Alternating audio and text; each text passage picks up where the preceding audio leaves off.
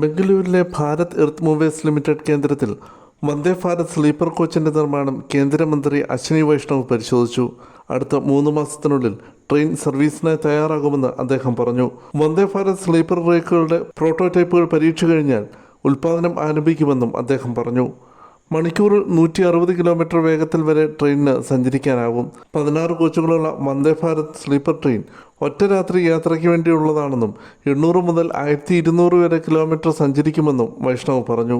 11 AC 3 tyre കോച്ചുകളും 4 AC 2 tyre കോച്ചുകളും ഒരു first class കോച്ചും അടക്കം ആകെ 823 ബർത്തുകൾ ട്രെയിനിലുണ്ടാവും. COVID-19 നിന്നുള്ള പാഠം ഉൾക്കൊണ്ട് ട്രെയിനിനുള്ളിലെ ഓക്സിജന്റെ അളവ് ക്രമീകരിക്കുന്നതിനും വൈറസ് വ്യാപനം തടയുന്നതിനുമുള്ള ആധുനിക സൗകര്യങ്ങൾ ട്രെയിനിൽ ഉണ്ടാവും. GFRP പാനലുകളുള്ള ഇന്റീരിയർ, മോഡുലാർ പാൻട്രി കാർ, പ്രത്യേക ബർത്തുകൾ, ഭിന്നശേഷിക്കാർക്കുള്ള ടോയ്ലറ്റുകൾ, ഓട്ടോമാറ്റിക് എക്സ്റ്റീരിയർ പാസഞ്ചർ ഡോറുകൾ എന്നിവയുണ്ടാകും. ഫസ്റ്റ് AC കോച്ചിലെ ബാത്റൂമിൽ കുളിക്കുന്നതിന് ചൂടുവെള്ളവും ലഭ്യമാകും. സെൻസർ അധിഷ്ഠിത ഇന്റീരിയർ, ദുർഗന്ധരഹിത ടോയ്ലറ്റ് സംവിധാനം, USB ചാർജിംഗ് പ്രൊവിഷനോടുകൂടിയ ഇന്റഗ്രേറ്റഡ് റീഡിംഗ് ലൈറ്റ്, വിശാലമായ ലഗേജ് റൂം എന്നിവയാണ് ട്രെയിനിൻ്റെ മറ്റ് പ്രധാന സവിശേഷതകൾ. ട്രെയിനിൻ്റെ ടിക്കറ്റ് നിരക്ക് രാജധാനി നിരക്കിന് തുല്യമായിരിക്കും.